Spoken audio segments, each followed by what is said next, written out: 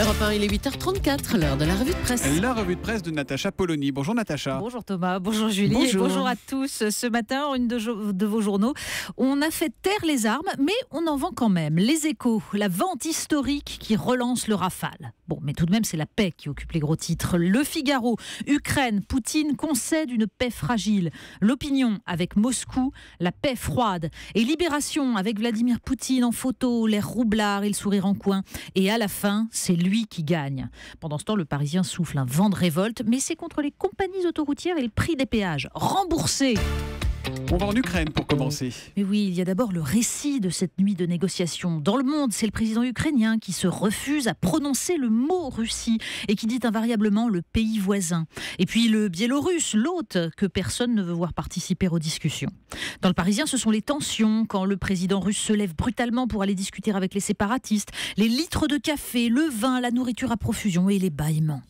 En une de l'Opinion, le dessin de CAC s'en amuse. Sur l'écran de télévision, François Hollande et Angela Merkel débraillés, le premier qui déclare « Nous étions 4 ». La nuit a été longue et les échanges parfois violents. Devant sa télévision, Dominique Strauss-Kahn en robe de chambre qui soupire « J'étais fait pour ce boulot, moi ». Mais le plus intéressant dans les commentaires sur cet accord, c'est ce qu'il nous raconte des positionnements idéologiques des uns et des autres en France. Quand Luc de Barochès, dans l'éditorial de l'Opinion, souligne l'union fructueuse de la France et de l'Allemagne sur ce dossier. Puisse François Hollande s'en souvenir, écrit-il, lui qui a perdu son temps depuis qu'il est à l'Élysée à manigancer des alliances contre Berlin. Ah oui, le couple franco-allemand, version l'Allemagne notre modèle. Il y a ceux qui, au détour d'une phrase, évoquent cette Europe qui a fait prévaloir la négociation, alors qu'en fait d'Europe, il y avait deux vieux États-nations conscients de leurs intérêts géopolitiques. Et puis le Figaro qui nous raconte les réticences de Barack Obama devant un accord qui entend sortir de la logique de guerre froide au cœur de la diplomatie américaine. Alors il faut lire dans l'Opinion l'interview de Michel Elchaninov, auteur d'un portrait idéologique de Vladimir Poutine. Alors que dans l'article d'à côté, Jean-Dominique Merchet emploie le mot révisionnisme pour accuser le président russe de remettre en cause l'ordre international issu de la fin de la guerre froide, Michel Elchaninov souligne que la politique de Moscou consiste à éviter au contraire que cet ordre ne soit bouleversé par un rapprochement entre l'Ukraine et l'OTAN ou l'Union européenne. Un constat qui n'empêche pas Éric Le Boucher, dans Les Échos, de lancer une charge contre les populismes à Moscou, comme à Athènes selon lui, qui empêche l'accès des peuples au libéralisme et à la modernité. Ah bah oui, si les peuples étaient un peu lucides, ce serait mieux. Parce que pour l'instant, comme le souligne Marianne, eh bien, les sanctions contre la Russie ont mis la cote de popularité de Vladimir Poutine au plus haut.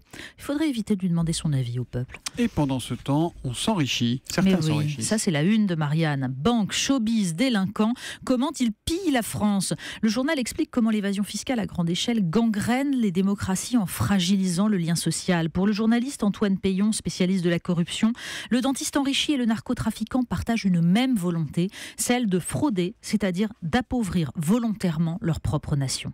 Mais il faut lire surtout l'entretien avec Éric de Montgolfier, ancien procureur de la République, qui dénonce les entraves du pouvoir politique tout au long des enquêtes sur les listings d'évadés fiscaux.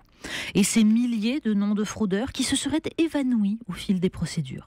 Et puis le journal raconte comment les entreprises publiques, SNCF, EDF ou GDF, sont devenues championnes des montages savants de sociétés implantées dans des paradis fiscaux, quand l'État lui-même dessert ses intérêts.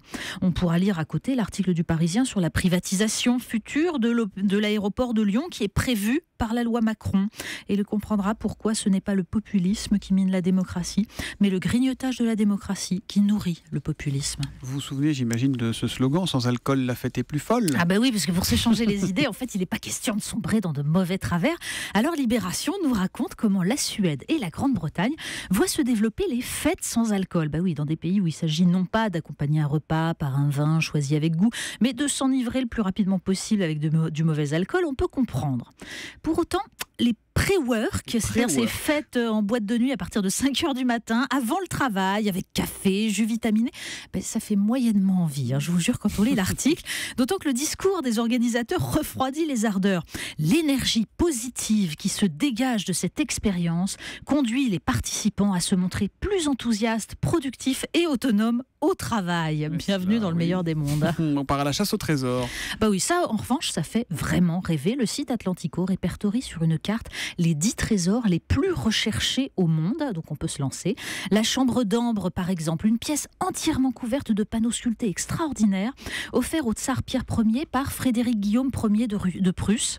Donc les panneaux ont été démontés et volés par les nazis. Ou alors les fameux œufs de Fabergé du tsar Nicolas II. Ou l'or du galion portugais Flor de la Mar, coulé dans l'océan Indien. Ça, c'est plus difficile à récupérer. Mais allez, on se dit qu'il reste encore quelques aventures à vivre.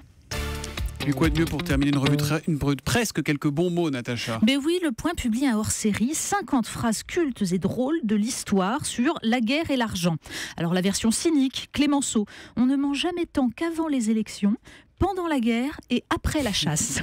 Ou visionnaire, Thomas Edison, qui disait « Je vais rendre l'électricité si bon marché que seuls les riches pourront se payer le luxe d'utiliser des bougies ». Ou alors lucide, Raymond Poincaré. Un banquier est toujours en liberté provisoire. Et puis celle-là d'Abraham Lincoln a médité « Dieu doit aimer les pauvres, autrement il n'en aurait pas créé autant ». Évidemment, c'est donc à lire dans un supplément du Point. Merci Natacha Polony.